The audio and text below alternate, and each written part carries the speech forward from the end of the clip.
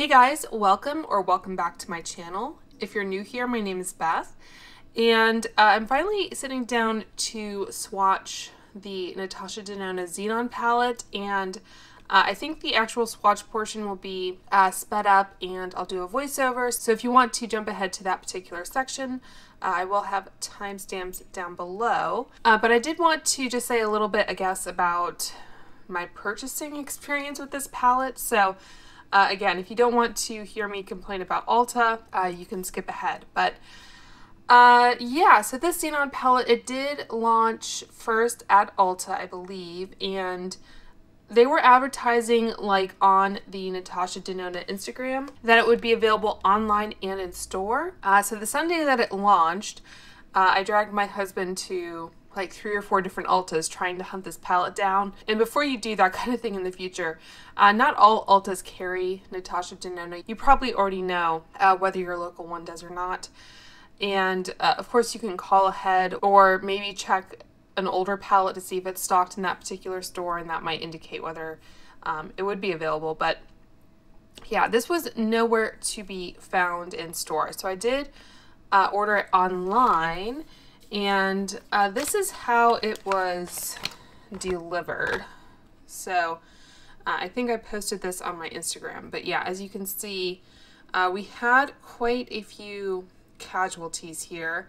The straight up matte shades, I think there are 4 of those, pretty much survived, but I guess Night Sky and some of the other metallics, there are some shades that are pretty much intact, but there were some that were just kind of all over the place, and even trying to press them in, it just didn't work out that well. So I did contact customer service, and they didn't ask me to ship this back, which I found a little surprising.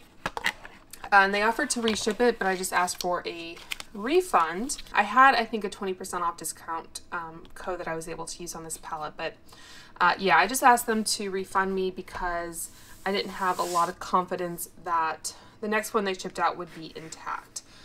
So I got a slightly lower discount, but I ordered from Natasha Denona directly, and they ship theirs in, sometimes it's in a box, but a lot of times they ship in like a FedEx bubble mailer, but then they have a lot of extra bubble wrap inside, and then they usually ship in these kind of cardboard boxes.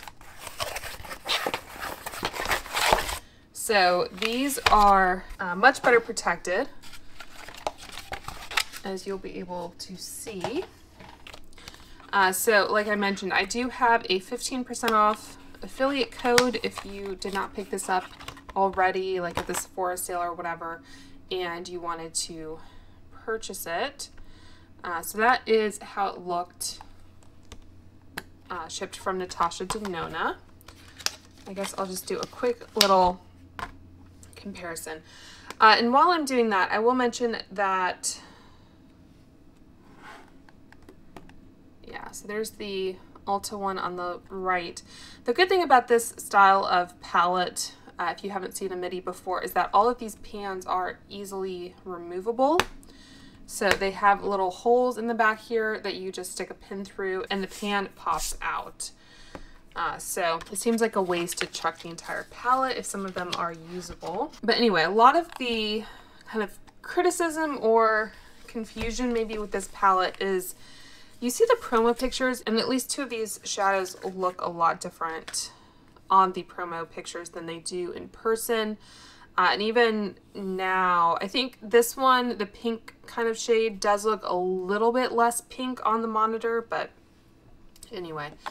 I did also purchase the mini Xenon, which I had not picked up when it first launched because honestly I didn't think I would get a lot of use out of it. But yeah, to come back to, I guess, the kind of polarizing opinions about the shades, it is a lot of black and white. So if you don't like that kind of color story, kind of that more monochromatic look, then this probably won't be the palette for you. But what drew me to this palette, and what I find particularly exciting about Natasha Denona these days, is that she does have a lot of different finishes. So I think I'm going to swatch this palette by finish again. I thought about just swatching it by row like I've done in the past, but the same way I did with the I Need a Nude palette, I think I'm going to separate it by finish. So I think that will give us a little bit of a better idea as to whether this palette is super redundant and repetitive. And if you look at the mini Xenon, for example, this has 4 mattes and only 1 kind of shimmer or a metallic shade. This is a metallic, which is kind of, I guess, one of the earlier formulations that Natasha Denona did. So yeah, the bigger palette does have those newer formulations like the Sparkling Foiled and the Sparkling Wet Effect that we got in like the I Need a Nude. And if I can find a way to show you these side by side, I think the I Need a Nude is going to be a lot more practical for a lot of people, and I think this is permanent, the I Need a Nude, and I think this is limited edition, so you can just keep that in mind. And then of course I think the Yucca palette was what first introduced those like sparkling foiled. So I think, let's zoom out just a tad. So I think these are the 3 most recent midi palettes, and I think these currently all retail for $69, and the mini Xenon I think retails for $27. So again, you can kind of make up your mind about what you want to do there. But yeah, I do really like those kind of more sparkling foiled finishes. And I think, leave this one open. So if I get rid of the Yucca, because I think that's more, well, I'm just playing palette musical chairs here. I did also purchase the Huda Pretty Grunge palette. So I'll just show you that color story comparison. So I did count up the finishes, and this one still has the tape on it. I just picked this one up from Sephora during the sale, and this one, and also if you can help me out here, that grunge shade, I think that's just, what do they call it, wax bloom? I don't think that's mold, but if you think differently, please let me know. Let me try and get it to focus. Yeah, I think hopefully that's okay. But anyway, that is my palette. I think maybe Rebel I had to kind of press in a little bit. It looks pretty good though, all in all, and this palette actually has, I think, even more finishes, and it does have more variation in the color palette. So again, this may be something you prefer just from a pure kind of color and formula perspective. Again, Huda can be kind of, I guess, polarizing with her formulations. Like, I don't really love these kind of swirled marble shades because I like to kind of know what the shade is going to look like when I put my brush in, and the same with Haphazard. But it does, I guess, add some visual interest. This is also a snap closure as opposed to a magnet. That is the Pretty Grunge palette. Let me know if you'd be interested in a swatching video of that specifically. So I know Natasha Denona launched in Ulta relatively recently, and you know, she kind of did give Ulta that exclusivity with this palette initially, and then I think she might be pulling out of Sephora Canada. So I don't know if Ulta is receiving those cardboard boxes and they're removing them before shipment, but it would be a good idea, in my opinion, if they ship them with the boxes. Okay, so I think that's it for the intro. So from here on out, I'll just do a voiceover, and all of the tools and everything I use will be down below. Okay, so taking the shade Blizzard, this is a matte light gray. The next shade, Contrail, is a matte white. Snert is a matte medium gray. And Flurry is a matte eggshell. So those are the 4 kind of true matte shades. And you can see there's a little bit of kick up there where I really went into those shades to build up the color payoff. And the last shade, Flurry, I think it is, doesn't really show up too well on my skin tone. So taking a Reference number 2 brush and doing the brush swatches with those, and then cleaning the brushes in between on my Sigma switch to remove any pigment.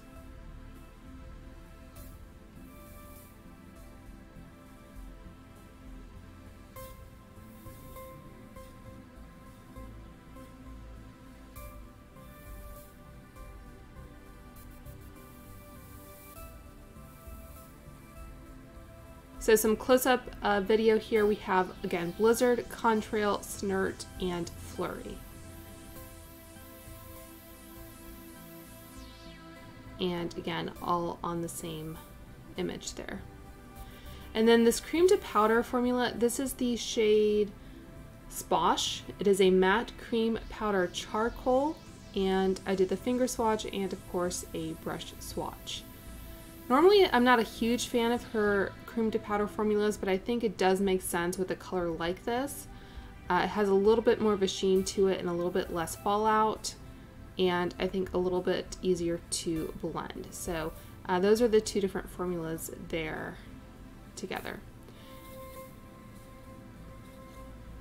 So looking at the metallic formulas, first we have Rhyme, and this is a metallic white. Ebb is a metallic midnight blue. And Night Sky is a metallic black.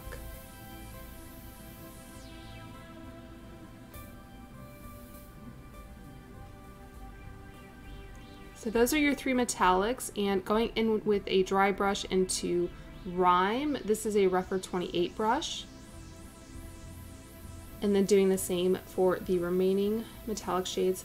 I had a little bit of difficulty with that shade. I really had to work to get into it. And then finally, Night Sky.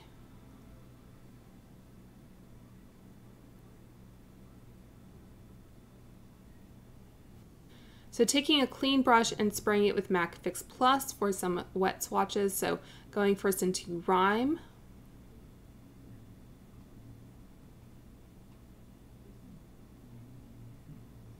And then I also clean off my brushes in between swatches. I just cut that portion out to make the video a little bit shorter. And so this again is Night Sky.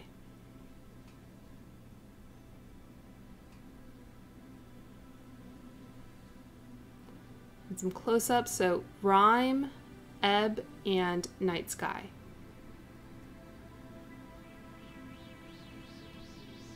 And I did wash my arm with dish soap. You can see I do have some remnants of that Night Sky shade, so I did go in then with some Lancome Bifacil to really try and get that shade up, but of all the shades in the palette, that one kind of gave me the most trouble in terms of removal. So there's only one crystal shade, and it's the kind of pink looking one, and this is called Snowbow. It's a crystal sparkling pink with multicolored specks. I know it's not what a lot of people expected, but it is a really beautiful shade. So then going in with a clean rougher brush, and that was kicking up a little bit into the other shades. So first the dry brush, and then going into the wet brush.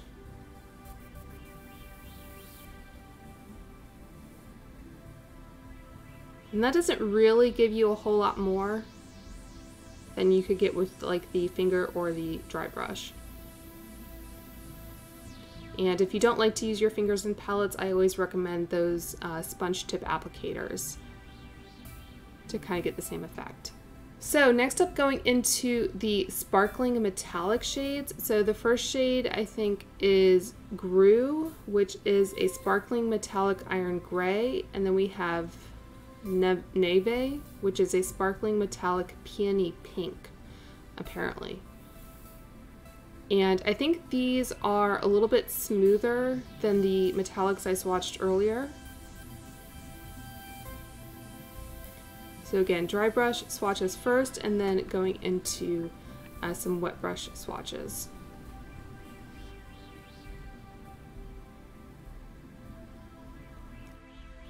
And I feel like I was able to get a little bit more out of those swatches generally. I think I prefer that formula.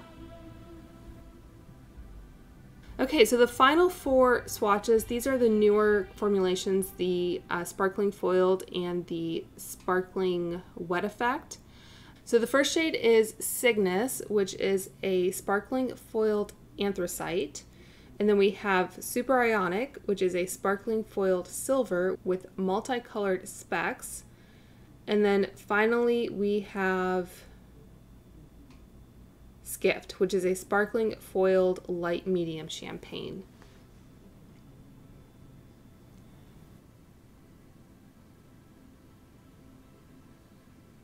And same approach and technique. I got a little bit of kind of excess shadow there on my arm, so I just kind of knocked it off.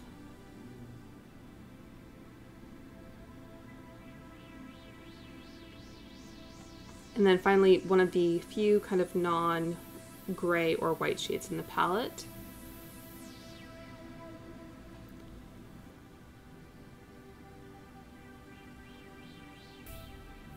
And then just brushing off, again, some of that excess and going in with my wet brush swatches.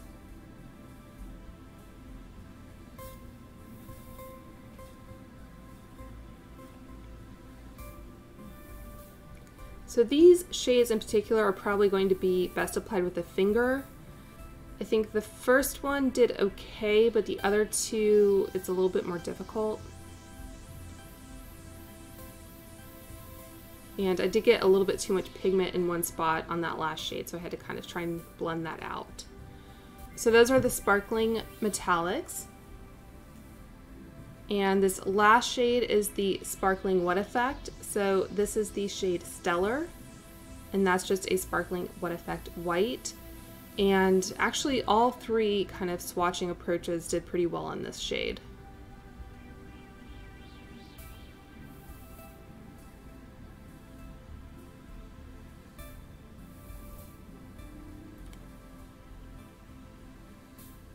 So Cygnus, Super Ionic, and Stellar. Okay, so just to kind of drive the point home about the different finishes, I want to kind of compare some similar shades across formulations if I can. So I swatched all of the mattes and the cream to powder together, so I'm going to kind of ignore that. But if we look at, for example, Rime, Neve, Stellar. So Rime is a metallic, Neve is a sparkling metallic, and Stellar is a sparkling wet effect. So those are arguably very similar shades, but different finishes. And I'm just going to do finger swatches here. But yeah, those are three different finishes. I think, to be fair, I think the sparkling foiled and the sparkling wet effect are pretty similar, especially with the finger swatch. Those are kind of three whiter shades. And then if I look at Super Ionic, which is a sparkling foiled, and then Grew, sparkling metallic.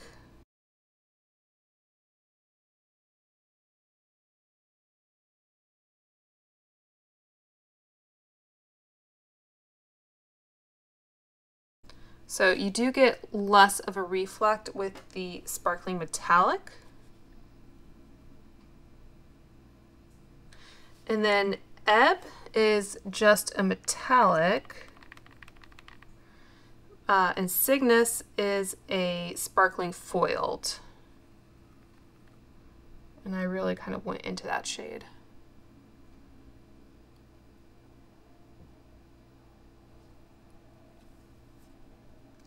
So I think the kind of level of impact, reflectivity, that kind of thing varies a lot. Oh, and Night Sky is another metallic. I'm kind of doing these from light to dark. So that one is going to be very, very dark. Go ahead and swatch the cream to powder again. And the only other two shades I haven't swatched that aren't mattes, so there are 4 mattes, are the arguably the colorful shades. So this Snowbow,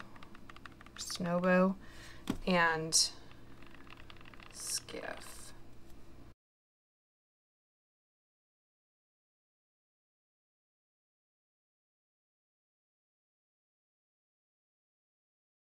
So those are all the non-matte shades in the palette. I'll throw a picture of the mattes up as well. I think it's just that one cream to powder that is repeated. All right, and I like to kind of show you how it looks after I've dug into it. Not too bad, considering. And of course I did have some fallout from those matte shades as well. So I would say if you are interested in basically a monochromatic color story with a lot of different finishes to play around with, then you might enjoy this. I think, yeah, it is arguably kind of redundant with some of these shades, but like I said, I think some of these are really beautiful, and I look forward to putting them on my eyeballs. So let me know if you guys plan to pick this one up or if you already have it and how you like it. Oh, and if you do have any specific shade comparisons that you'd like me to do, I'd be happy to do that over on my Instagram. Just leave it in a comment down below and I'll get around to it eventually. But yeah, that's going to do it for this video. So if you do like swatching videos like this, make sure to like and subscribe. And until next time, I hope you guys are all doing well and staying safe, and I will talk to you soon. Bye.